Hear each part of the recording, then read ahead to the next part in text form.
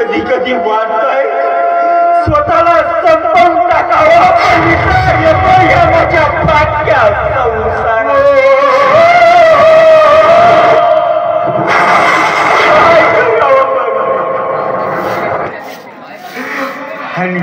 आणि जर का उद्या माझे कमी जास्त झाले मी जर ह्या जग सोडून गेलो तर या माझ्या लेकरांचे काय हाल होतील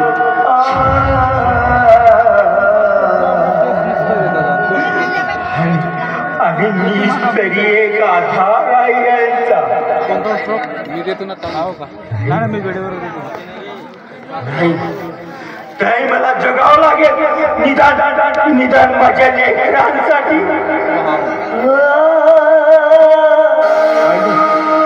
आणि त्यांच्यासाठी वाटेल ते करायला मी समजत आहे मला जंगलात जाऊन रात्र पळावं लागलं तरी मी पुढे हालाचं काळी करेन पण माझ्या लेकरांसाठी जगेल माझ्या लेकरांसाठी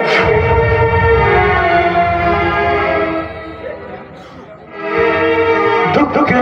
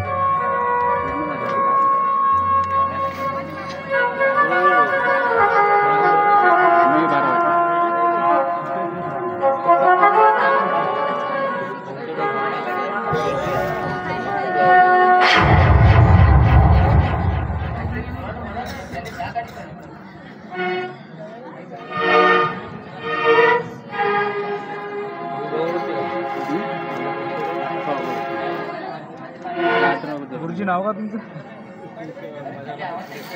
काय म्हणलं सुरेश काटेकर नाटक वाजत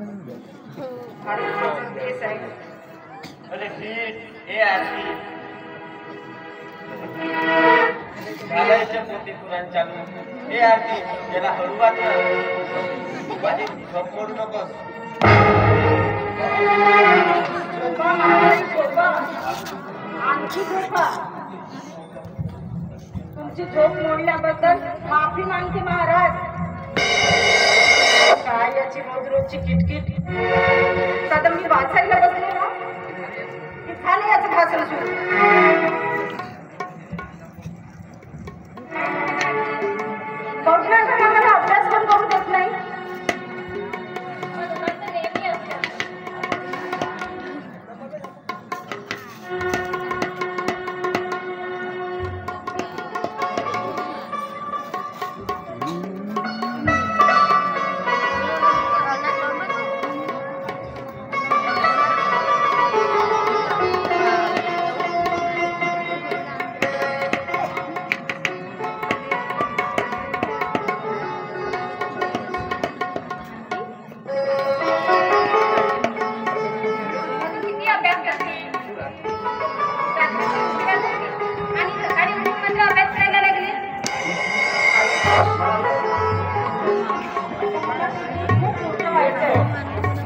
आणि तुम्ही बघितलेली स्वप्न ना मला पूर्ण करायचे.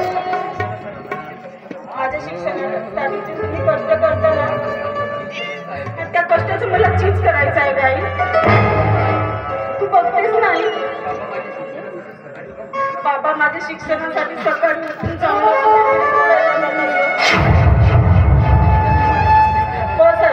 मला ना माझ्या बाबाच्या घामांच्या कष्टाला आता द्यायचं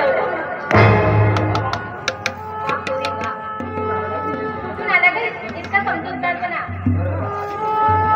बरं मग अभ्यास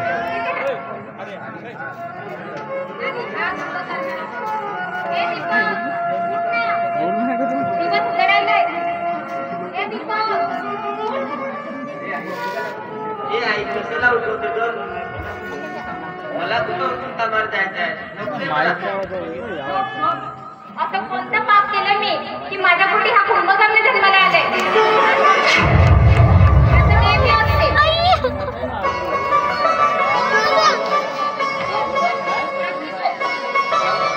रावण नाही खिलाड्याचा भोपळा आहे ना, वंशाचा दिवा. रात्री उशिरा घरी यायचं आणि मस्त निवांत दिवस निघेपर्यंत झोपायचं. हा सकाळी उठणार नाही.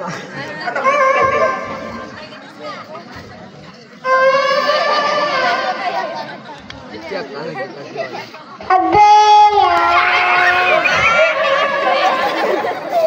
हे आते माझ्या कानात काय टाकतेस?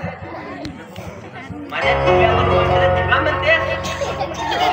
सांग तुला दाखवतो त्याचा. करशील माझ्या तुझ्या? अरे दीपक, हे काय करतोस तू? अरे तुझ्यापेक्षा ती लहान आहे ना, मग तुझी खोडी गेली की काय तुला? बरं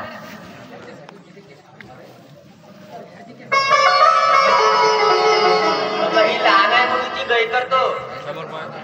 नाहीतर गावामध्ये आपली खोडी करायची कोणाची हिंमत पण नाही.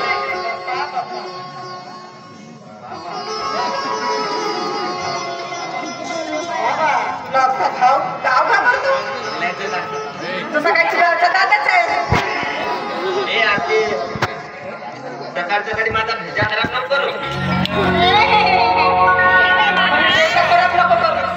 अरे तुला भेटला तरी आहे का? आणि भेटा असताना तुला तर परीक्षेत नापास झाला असतास का तू? आणि थांब तुला सांगतो आता. अरे हे काय करतोस तू? अरे ती लहान आहे, सकाळी उठून अभ्यास करते रोज आणि तू मात्र झोपतो. तू माझी तुला कोणतं सांगू दिसत नाही का?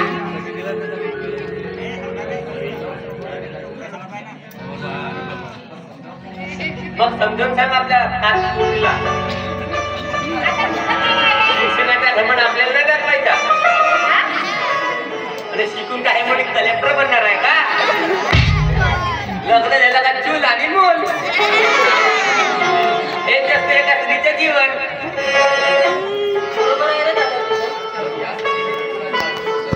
पण या स्त्रीने चूल आणि मूल सोडलं असतं तर आज हा समाजाचा सक्षम उभा राहिलाच नसता. आणि प्रत्येक पुरुषाने जर तुझ्यासारखा विचार केला असता ना, तर भविष्यात चूल आणि मूल सांभाळणारी ही स्त्री सुद्धा आई जरा इकडे ये. काय झालं? मग आपली आजी शहाणपणाच्या गोष्टी सांगते. आपली आजी खूप मोठी झाली का? आता इथे एक छानसा राजकुमार शोधायला पाहिजे. हे काय झालं? माझी थोडका मी नाही बोलणार.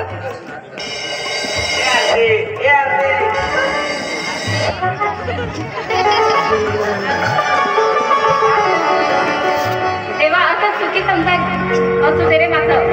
कुणाचीही दृष्ट लागू देऊ नको. आणि ह्या गरिबीची झड सुद्धा त्यांना लागू देऊ नकोस रे. त्यांना खूप मोठं कर.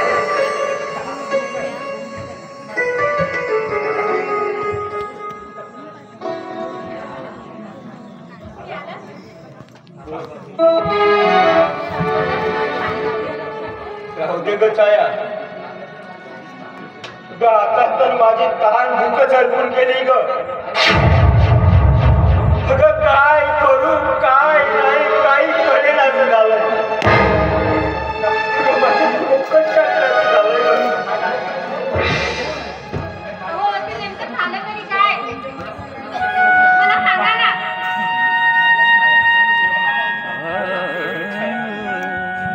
छाया आपलंच नशीब फाटलं तर दुसऱ्याला काय दोष द्यायचं?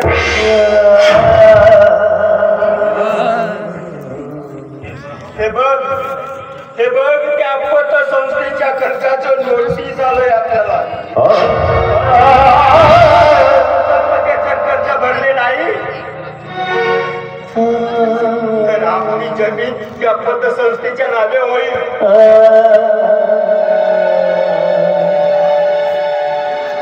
अरे देवा, आता काय करू रे?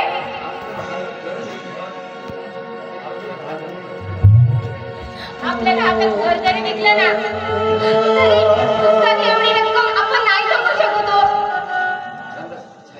छाया अगं छाया, आता तर माझी बुद्धी शून्यात गेली ग. आणि ह्या नशिबाच्या चक्रीवादळात आपण कसं घुट म्हणून गेलोय ग छाया.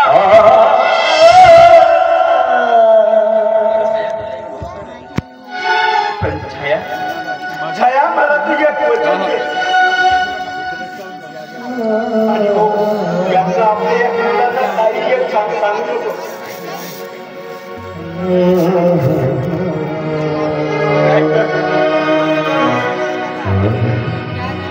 नाहीतर या गरिबीच्या काळोख्या गड पळून आपल्या शिक्षणापासून वंचित राहतील माझं लेख.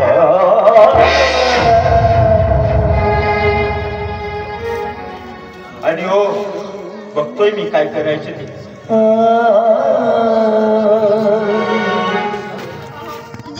एवढी मोठी रक्कम कुठून आणणार?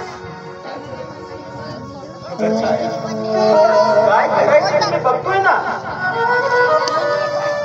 आणि हे बघ माझ्या आरतीला ना मला खूप शिकवायचं आहे. एक मोठा अधिकारी बनवायचं आहे मला.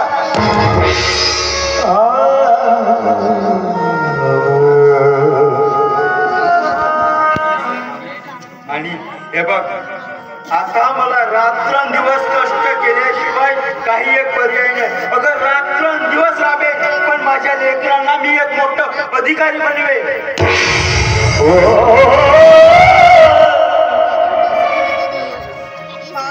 बरं छाया तुम्ही येतो.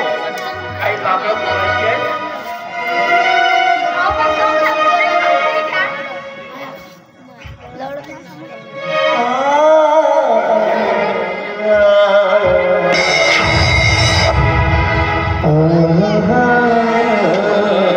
देवा, आता तरी तुझ्या हाताला शांती मिळाली का रे?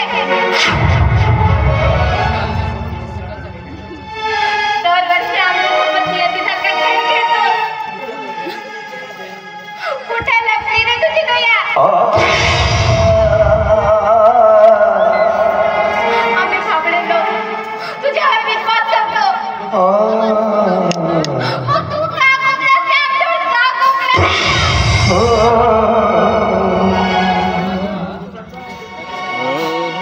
अरे आता कोण भरोसा ठेवेल रे तुझ्यावर? अरे तुझी निदान वाट पाहण्यापेक्षा ना मनात काहीतरी कळलं लागलं. होय, मनात काहीतरी.